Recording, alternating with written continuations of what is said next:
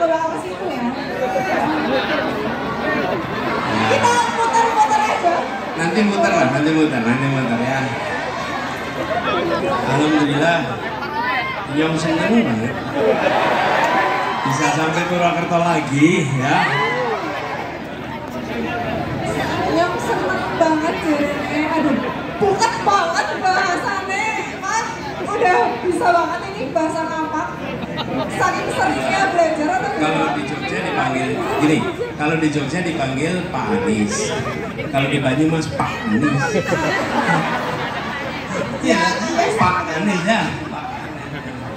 Dulu saya gini, Pak Anies, saya KKN di Banyumas Haji Barang. Haji Barang. Ya. Terus pagi-pagi nih KKN. Ya, tempat saya tuh lurahnya tanya, Mas Anies udah sarap belum? Saya perasaan belum pernah bermasalah sarap saya gitu ya. Rupanya udah sarapan belum ya. Alhamdulillah senang sekali bisa kembali ke Purwokerto dan suasananya luar biasa malam hari ini. Iya, luar biasa. Padahal ini dadakan ya. Ya, betul nggak? Iya, dadakan banget Pak. Tapi di Purwokerto nggak ada masalah izin ya? Nggak ada ya? Aman.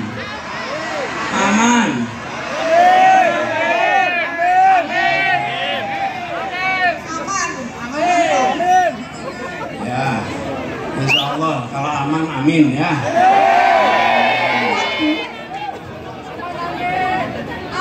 Bahkan Pak Anies ngabarin 1 jam sebelumnya bisa di Purwokerto, langsung aja meluncur, langsung disama-sama orang Purwokerto. Ini aja baru pamflet keluar kemarin kan Pak, terus ini yang datang segini banyak dan gak dari Purwokerto doang Pak, ternyata banyak banget. Tadi ada dari Brebes ya, dari Banjarnegara Pak, jauh-jauh ke sini. Malang, Jogja. Tadi saya ketemu di depan dari Jakarta, khusus datang ke Purwokerto. Ya. Jadi kalau ditanya siapa yang sakset?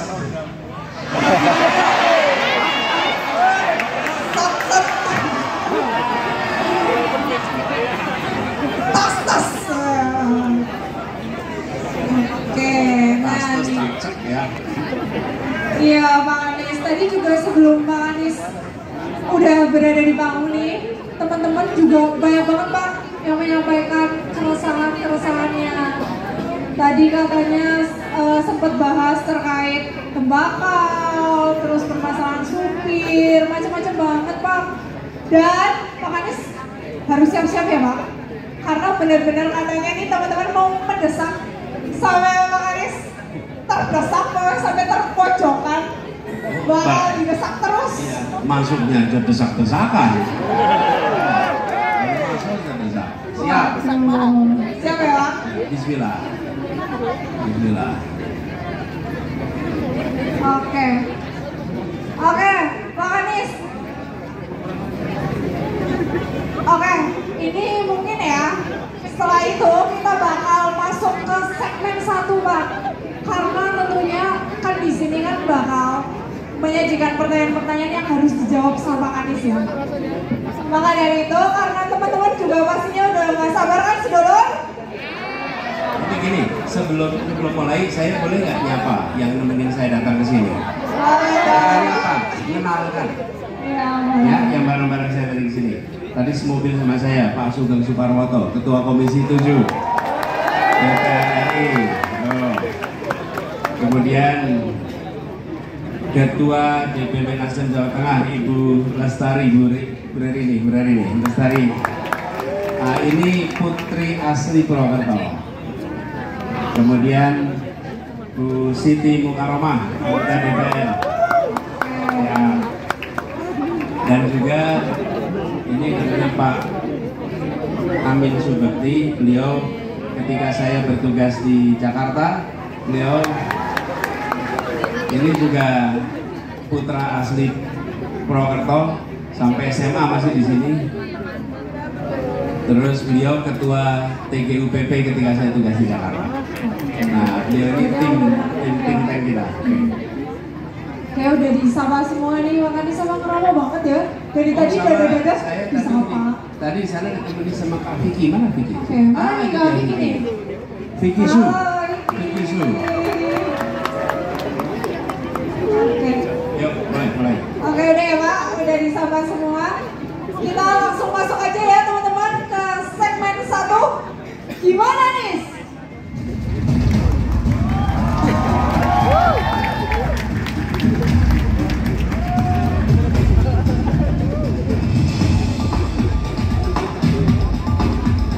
Ini jawabnya berapa lama? Untuk waktu menjawabnya 2 menit ya Pak, untuk tiap pertanyaannya. Jadi nanti saya bakal menawarkan beberapa pertanyaan untuk Pak Anies. Oke. 2 menit ya? Ya, 2 menit. Nggak boleh diteruskan sambil ngopi? Waduh. Kalau itu harus tinggal di Purwokerto dulu Pak. Nggak boleh ya? Nggak bisa. Ini kita mendesak, bukan mau nangis. Wih, bareng Pak. Oke. Langsung ya ke pertanyaan pertama nih Pak. Bapak kan tadi habis dari Cilacap ya Pak. Terus malam ini udah di Purwokerto dan kayaknya nih seneng banget nang Banyumas loh. Tadi juga sebelumnya katanya udah pernah ke Purwokerto ngasih sinau bahasa ngapak. Soalnya jadi orang abang orang kan? Benar. Jadi gini Pak, langsung ke konkretnya aja ya. Kalau Bapak jadi presiden Pak, kalau jadi presiden, Bapak mau ngapain buat Banyumas? Silakan Pak, dijawab. Apa yang dilakukan untuk Purwokerto? Gini, Purwokerto ini agak unik karena Banyumas kabupatennya, tapi kabupatennya punya rasa kota. Benar? Nah, kota modern, salah satu ciri kota modern adalah memiliki transportasi umum. Ketika transportasi umum itu maju, berkembang, maka dia menggambarkan dia sebagai kota modern. Kenapa? Karena aktivitas di dalam kota, mobilitasnya menggunakan kendaraan umum, mengurangi kemacetan, mengurangi emisi, dan meningkatkan produktivitas selama melakukan mobilitas. Itulah sebabnya salah satu yang ingin kita majukan, kita tingkatkan, ada 40 kota seluruh Indonesia, salah satunya adalah Purwokerto. Dan itu artinya transportasi umum di sini di-upgrade, kemudian infrastruktur dasar diperbaiki. Infrastruktur dasar apa ya?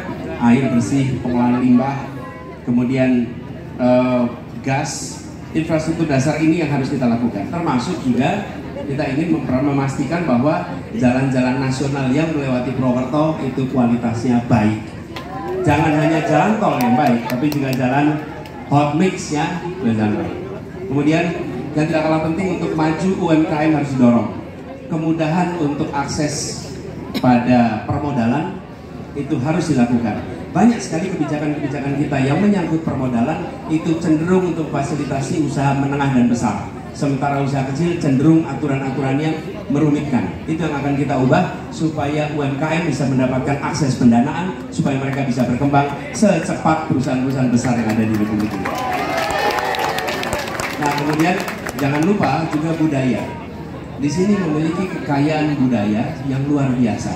Karena itu kalau kita bicara pembangunan, bicara manusianya, bukan hanya infrastruktur keras, tapi juga infrastruktur lunak. Jadi kami ingin di sini kita dorong perkembangan kebudayaan supaya banyak potensi budaya, sastra, dan lain-lain yang ada di sekitar Banyumas ini bisa tumbuh dan berkembang. Begitu ya? Tapi saya pengen undang Pak Amin yang asli Banyumas ini. Asli Purwokerto, Pak Amin boleh nggak nambahin? Apalagi kira-kira buat Banyumas? Buat Purwokerto, boleh Pak? Silakan Pak Amin. Kasih aja. Bisa langsung maju ke depan aja Pak, silakan. Oke, dari situ aja boleh juga Pak. Ya, saya itu nama saya Amin Subukti, jadi yang asli Amin itu saya. Jadi nanti start dari tanggal 14 Februari, Pak Anies bayar royalti. Begitu masuk putaran kedua, bayar royalti ke saya. Tapi saya ini lahir kecil dari sini, dari Banyumas. Dan Banyumas itu saya bangga sekali, sampai sekarang saya bangga menjadi orang Banyumas. Setiap bulan juga bangga jadi orang Banyumas. Dan saya kira semua kita di sini juga bangga jadi orang Banyumas ya. Kalau mau didetailkan tadi yang disampaikan oleh Pak Anies ya, transportasi publik misalnya ya. Saya tuh sekarang kalau pulang ke sini ada satu yang disayangkan, mulai macet ya Purwokerto ya. Padahal dulu kita punya angkutan yang bagus, Koprades setiap saat mira-miri nggih. Sikin pun jarang banget, Mbok. Kol kota tes wonten mboten. Tesi tapi jarang nggih. Padahal kula niki gemien saking Sokarajan nggih saben dinten numpak kol kota kan SMA tunggal. Wis mengantarkan maring Purwokerto, sekolah SMA lulus, sekolah maring Star, bari gue sekolah maring Universitas Melbourne, bari gue terus iki mergane kol kota. Jadi kita kepengin kol kota tapi sing murah, sing terintegrasi kaya dene transportasi Jakarta. Nah niku nggih. Nah, terus sing kelorone tumrap bulan iki sing saking Jakarta pang Brebes arep maring ngene biasane macet iki. Jalan nasional ora dipikir macet terus tunggu Ayu. Tekan itu ya. Kepengine sih usilane niki nggih Pak Anies nggih, pokoke jalan nasional sing Pejagan tekan Purwokerto kudu alus ora macet maning. Setuju? Nah, niku mawon nggih.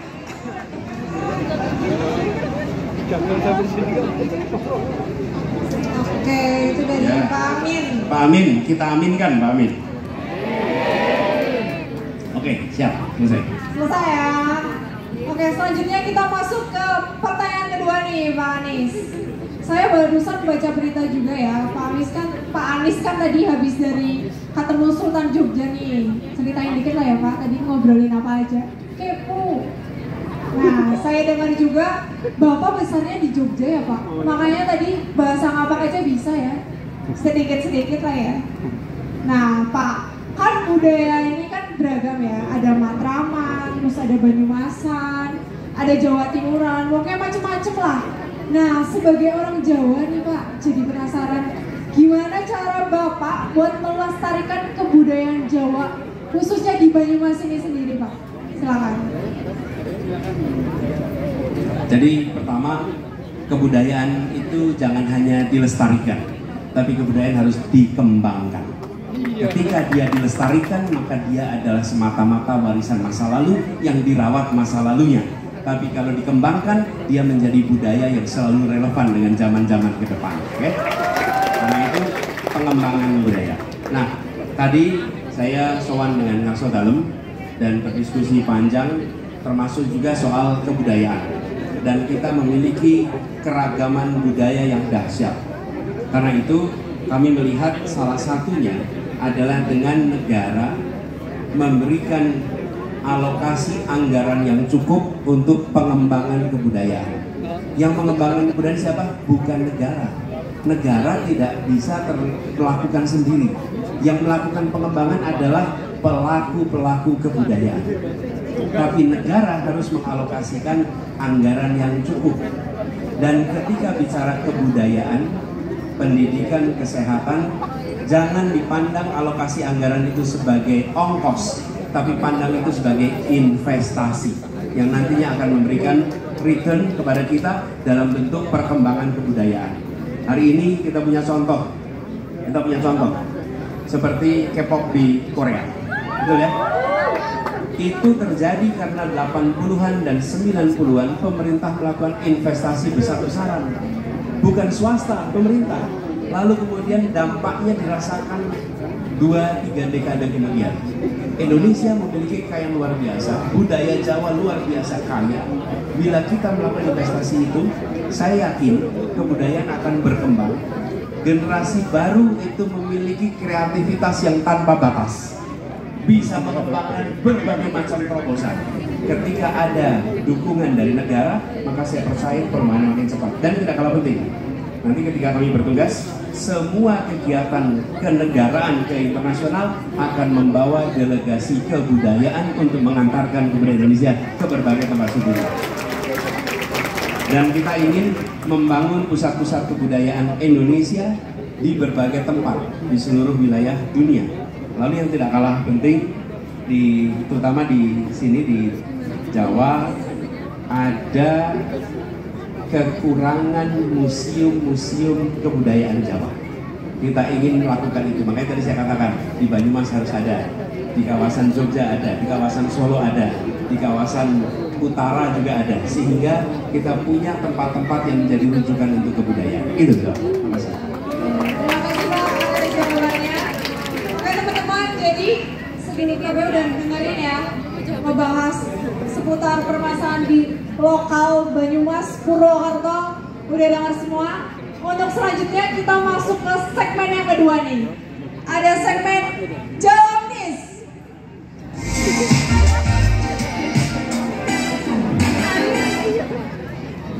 Oke, untuk segmen yang kedua ini bahasannya meluas ya Pak. Jadi tidak seputar permasalahan lokal aja.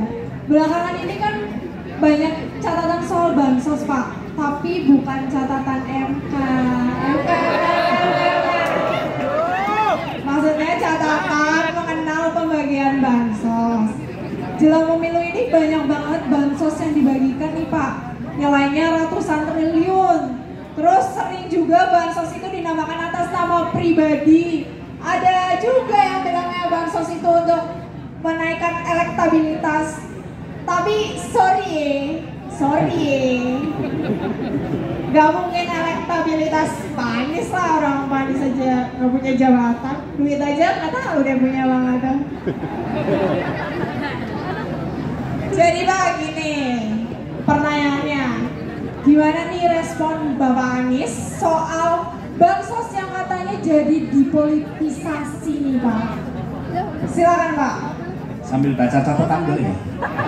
Boleh, yang penting kan jangan catatan. Boleh ya, boleh ya.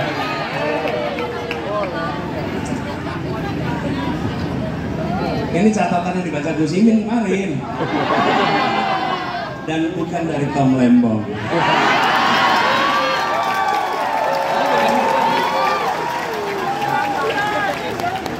Mau nggak ketemu sama Tom?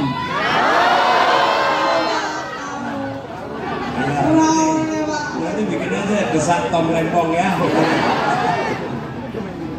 Jangan dihitung 2 menit loh ini ya, belum ya?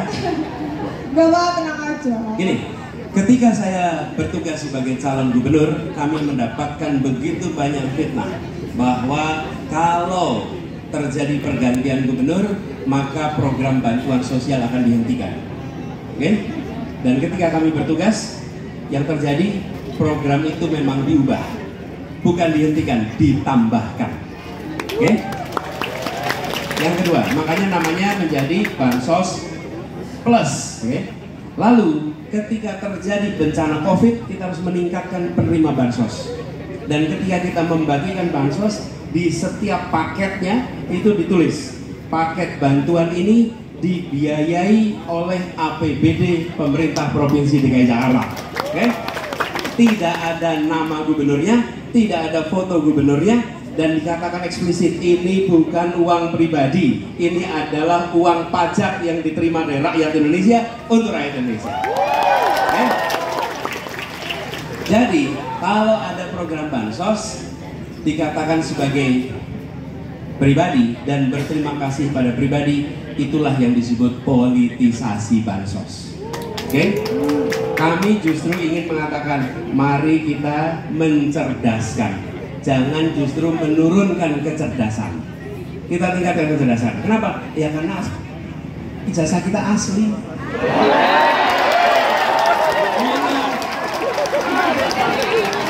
Jadi jangan diturunin, naikin dengan cara caranya. Caranya apa?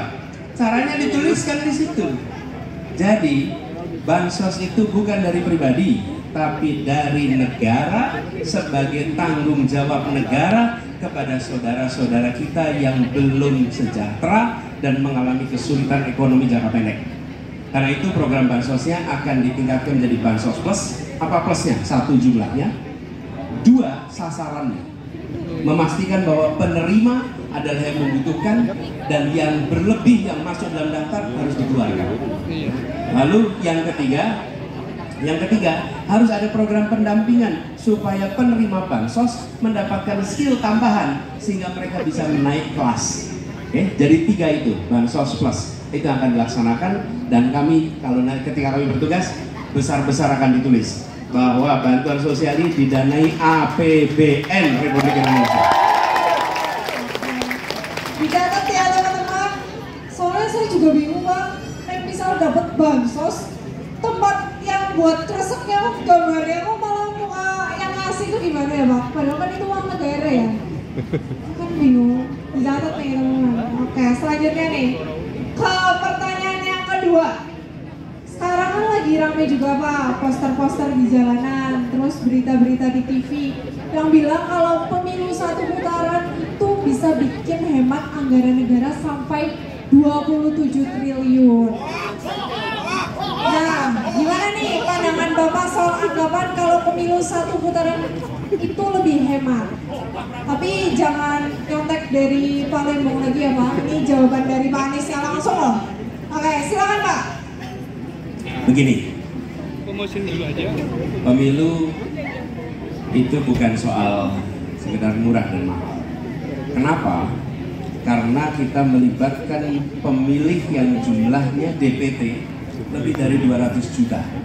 Jadi kalau biaya besar, bagi itu dengan 200 juta pemilih, berapa nanti per orang? Nanti di situ akan terlihat. Ya kalau negaranya kecil, biaya pemilunya otomatis kecil. Kalau negaranya seperti Indonesia, nomor 4 terbesar di dunia, demokrasi nomor 3 terbesar, otomatis anggarannya menjadi besar. Tapi angka tadi disebut berapa? 27 triliun. APBN kita itu 3.300 triliun. Jadi kalau 27 triliun itu sekitar 0,1516% untuk menentukan arah republik ini. Arah republik ini. Jangan sampai nanti gas-gasnya gini, sekarang dipasangkan 1 putaran, habis itu tidak ada putaran sekalipun.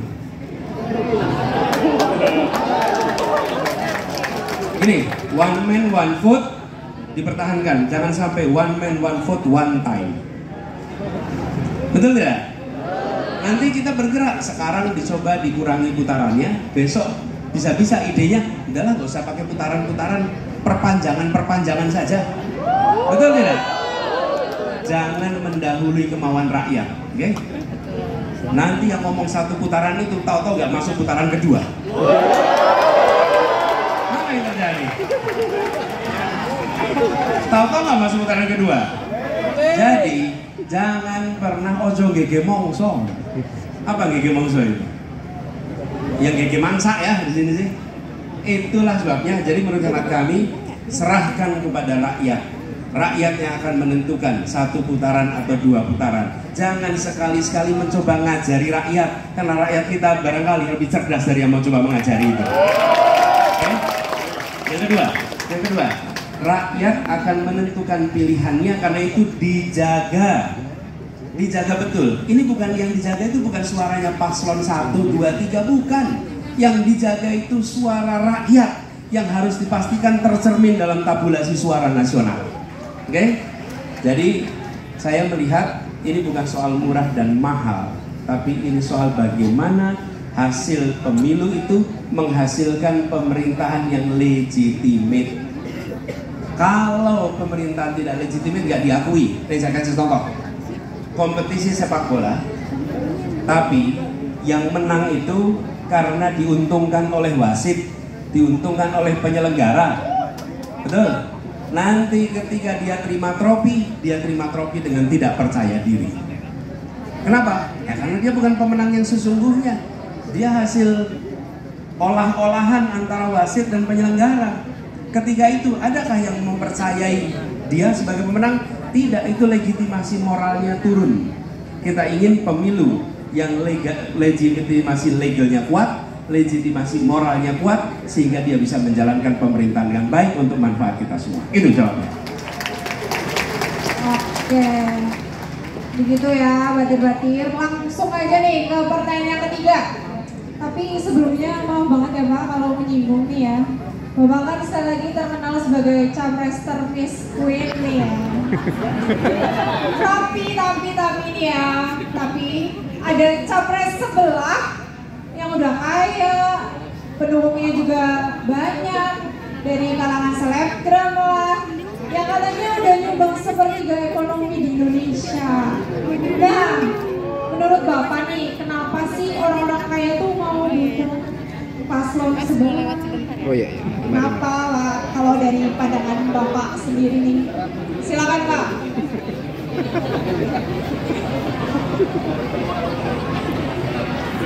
Kita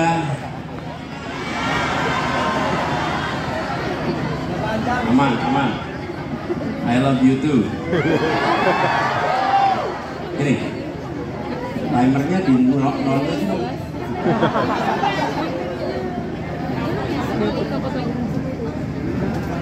Kita tidak bisa melarang orang untuk memilih A atau B atau C, betul ya?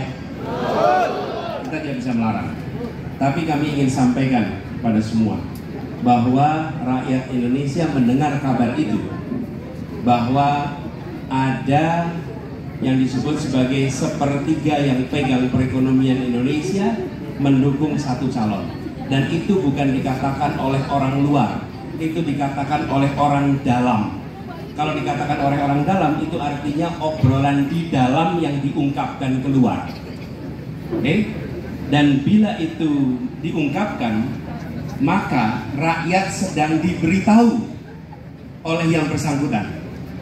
Kenapa diberitahu? Karena kita tahu yang satu ya seperti kami, poster-posternya itu poster rakyat, yang warnanya beda-beda, tulisannya beda-beda, fotonya pun hampir sama. Hampir, belum tentu sama calonnya. Fotonya hampir sama. Karena dibuat secara sukarela di banyak tempat dengan uang sendiri, dengan bahan sendiri, dengan perjuangan sendiri, dipasang sendiri. Karena itu posternya tidak sama. Yang dapat dukungan dari sepertiga penguasa ekonomi itu posternya di mana-mana seragam semuanya. Artinya siapa? Dibuat di pabrik, didistribusikan di seluruh Indonesia. Yang ini dibuat di rumah tangga dan di tempat relawan-relawan dan dipasang di mana-mana. Ini adalah kode keras untuk rakyat Indonesia. Mau pilih mana? Calon dukungan konglomerat atau calon dukungan rakyat?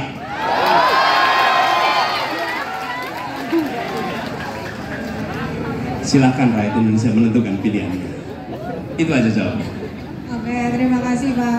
Jujur agak kasihan ya lihat dari pendukung-pendukung 01 nih pada pakai karung, dicet, aduh, yang satunya bannernya gede banget, yang mekanisme nggak karung. Tapi gini, saya selalu bilang, bisa jadi banner kita tidak sampai kemana-mana, oke? Tapi kami yakin idenya sampai kemana-mana. Loh, kita ini kan bukan pemilihan foto untuk dipasang di luar ruang kelas, bukan?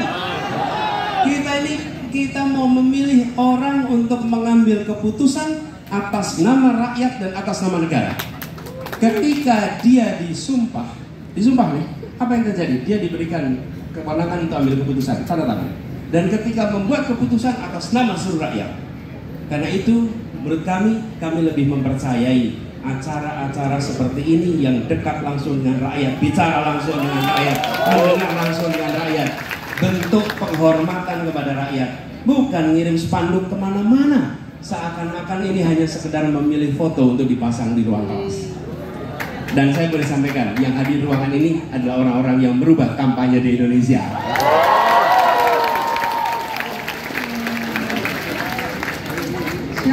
Siap. Oke, langsung aja ya kita ke pertanyaan yang keempat nih. Nah Pak, sekarang kita balik lagi ngomonginnya yang santai-santai lagi aja lah ya. Lagi rame nih di sosial media Pak. Kemarin banyak yang namain dirinya itu humanis atau humanis atau gimana ya, nggak tahu cara bacanya, luncurin website yang namanya Have a Nice Day. Oh, suaranya dari sana. Oke, nah websitenya tuh aku juga sempat buka ya, emang itu gemes dan lucu banget. Dan udah sampai trending topik juga nih Pak di Twitter. Nah, gimana nih Bapak melihat atau memandang fenomena anak muda yang berpolitik dengan cara-cara yang menyenangkan, dengan fun gitu? Ini teman-teman, ketika humanis itu muncul, saya ketika mendengar dan melihat, waktu itu saya sedang di perjalanan. Saya terharu sekali melihat itu. Kenapa saya terharu? Karena mereka yang melakukan ini tidak pernah berjumpa dengan saya, mengerjakan itu tanpa menunjukkan dirinya pada saya, tanpa menunjukkan kepada semua yang bekerja. Mereka hanya melakukan itu menurut mereka itu demi kebaikan dan membuat proses politik itu jadi pop, jadi bisa menjangkau anak-anak muda. Itu ketika muncul humanis. Saya ingin sampaikan terima kasih, dan terima kasih buat humanis. Apresiasi. Lalu ketika saya lagi di Ambon, tahu-tahu lagi di doorstop teman-teman media, Pak Anies ada videotron yang dipasang di Jakarta. Terima kasih. Saya Pak lihat itu videotron itu, saya bilang Masya Allah. Kenapa? Karena saya tahu videotron itu tidak murah. Videotron itu lain dengan memasang sesuatu yang dipasang di HP. Ini dipasang itu berarti urunan iuran, dan mereka mengerjakan itu tanpa terlihat. Teman-teman, begitu saya mendengar itu lagi, saya terharu, tapi ini mengingatkan saya. Apa yang mengingatkan? Bahwa Republik ini memang didirikan oleh orang-orang yang bekerja dengan ikhlas. Republik ini dipertahankan oleh orang yang ikhlas. Dan hari ini kita masih menyaksikan ibu-ibu kita masih melahirkan orang-orang ikhlas untuk Republik ini.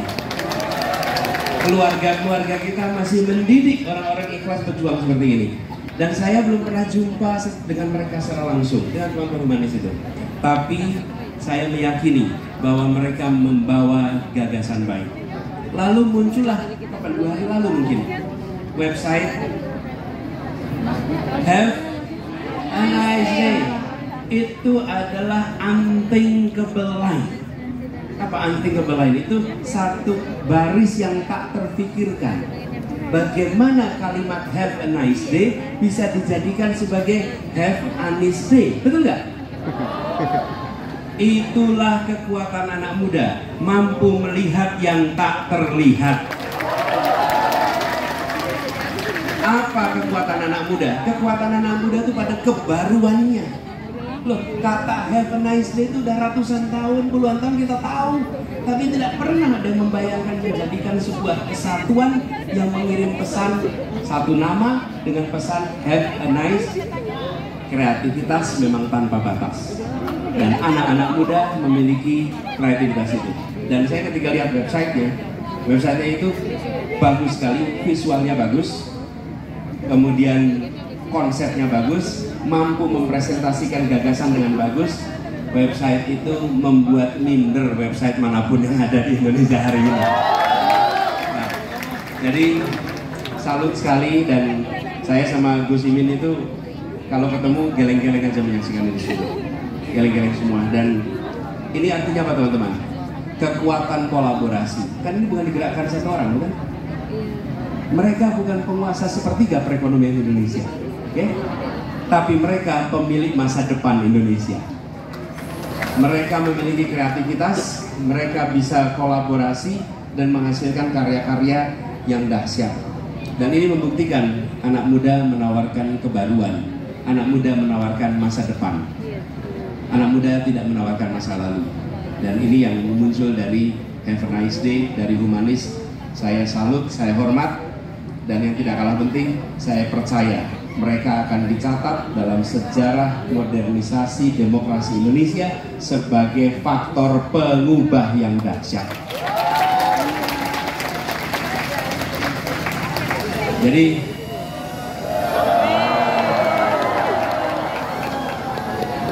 ini yang jalanin anak muda juga ini. Oh.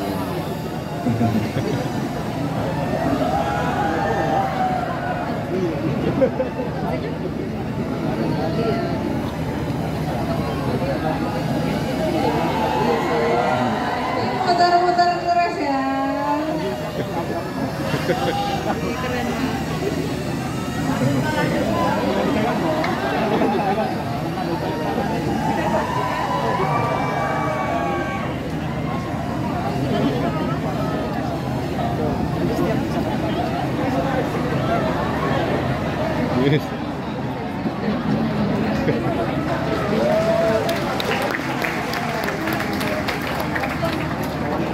Oke Pak, dan ternyata yang bikin website Have a Nice Day juga ada di sini. Cuma tebak sendiri lah ya orangnya yang mana. Kasih ya Bang ya, pokoknya keren banget, bisa kali kasih tepuk tangan. Anak muda yang kreatif gitu. Oke, ini dari tadi kan udah dengerin ya pertanyaan-pertanyaan dari sosial media gitu. Tapi kan tentunya dari tadi kesannya kayak banget Pak pencitraan. Ya. Karena di sini kan kita lagi cari presiden, bukan pujangga, apalagi penyair, apalagi yang cuma janji-janji manis doang, ya kan? Nah, untuk acara Desak Anies ini juga tentunya sebagai momentum nih warga-warga sedulur-sedulur Purwokerto untuk mendesak Pak Anies untuk menyampaikan segala keresahannya. Nah, maka dari itu kita bakal masuk ke segmen yang selanjutnya. Lalu sebelumnya aku kasih tahu sedikit ya teman-teman. Untuk aturannya itu nanti kita bakal ngasih kesempatan buat teman-teman sekalian untuk bebas, pokoknya bebas sebebas-bebasnya untuk bertanya, untuk menyampaikan segala keresahannya. Nah, nanti kita kasih waktu 1 menit. Dan untuk Pak Anies sendiri menjawab dalam waktu 2 menit. Nah, untuk selanjutnya, untuk pemilihannya tentunya bakal aku tunjuk lagi. Makanya teman-teman harus antusias ya. Dan harus semangat nih, ngacungnya yang tinggi. Setelah abang kayak tadi ya teman-teman, siji. Oke? Oke, langsung aja kita masuk ke segmen 3. Tanyain Anies.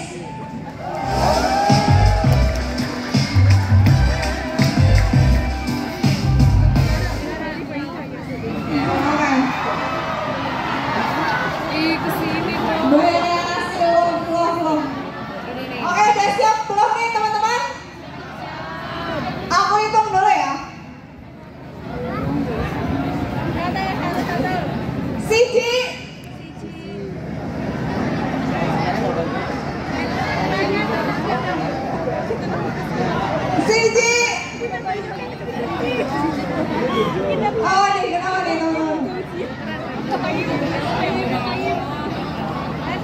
Websitenya diretas. Waduh. Ada aja nih. Emang ya Pak? Ada aja yang menyenggol terus. Oke, langsung aja ya. Ini kita di sini kan mau mendesak Anies nih. Oke, didesak. Siap-siap ya, aku hitung dulu. Siji.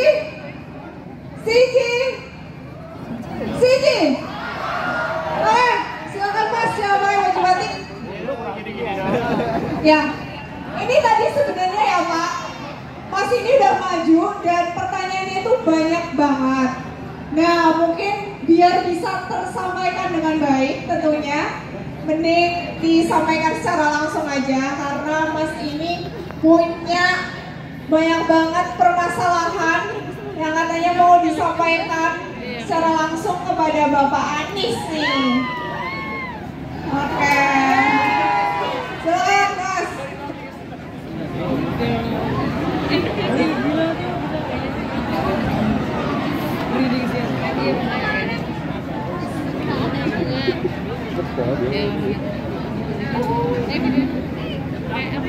Assalamualaikum warahmatullahi wabarakatuh. Waalaikumsalam.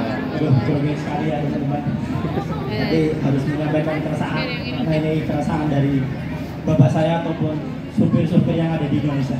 Maaf Pak, perkenalkan nama saya Dezan Claudio. Dezan. Ya, Dezan. Saya asal dari Brebes Pak. Sebenarnya saya sudah menunggu Bapak di Brebes waktu itu di tanggal 21 Desember. Tapi entah apa ada yang ya kita tahulah karena kita bukan dari penguasa ya Pak. Jadi acara Bapak digagalkan oleh segelintir orang yang tidak bertanggung jawab Bapak. Oke, selama ini saya ngikutin perkembangan pilpres Pak. Dari saya belum punya hak pilih suara sampai saya punya hak pilih suara sendiri.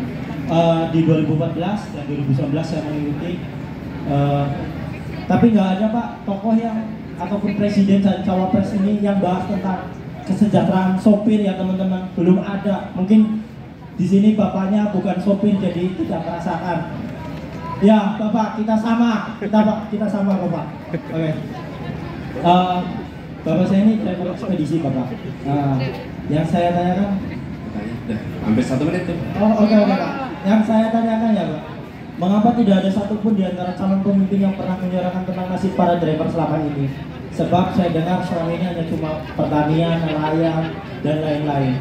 Terus yang kedua ini Bapak, bagaimana sikap Pak Anies menanggapi kisah keluh kesah para driver yang notabene adalah ujung tombak dalam mendistribusikan segala bentuk jenis produk dan kebutuhan masyarakat? Terima kasih Bapak. Ya, Bung Desan, terima kasih. Jadi ketika kita berbicara tentang profesi, di Indonesia ini banyak sekali profesi dan makin hari bertambah profesinya. Jadi memang secara spesifik barangkali kita tidak membahas profesi satu persatu, tapi kita membahas tentang hubungan antar pemberi pekerjaan dengan pemberi jasa. Dan itu disebut biasanya istilahnya hubungan industrial. Nah, prinsip yang kami pegang dan kebijakan-kebijakan yang disusun akan memegang prinsip ini. Nomor 1, prinsip keadilan. Semua kontrak harus mencerminkan rasa keadilan. Kontrak apapun. Yang kedua, dia harus memberikan jaminan. Jaminan apa? Jaminan kesehatan, jaminan kecelakaan kerja, dan semua jaminan relevan dengan tugasnya, sehingga dia akan bisa bekerja dengan tenang, dan semua paket-paket benefit itu harus diberikan. Jadi kami melihat ini sebagai bagian dari tanggung jawab yang harus negara kerjakan, mengawasi setiap aktivitas hubungan industrial harus memenuhi prinsip itu. Bila ada yang menyimpang, yang melanggar, maka harus kena sanksi.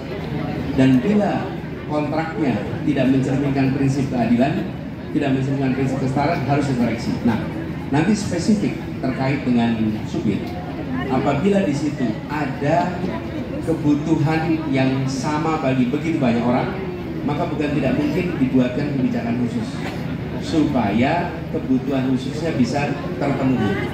Karena ada pola kerja yang mungkin berbeda.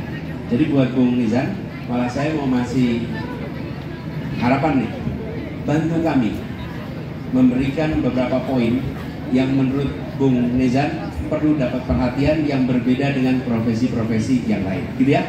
Oke, makasih. Pas 2 menit. Ya, berikutnya.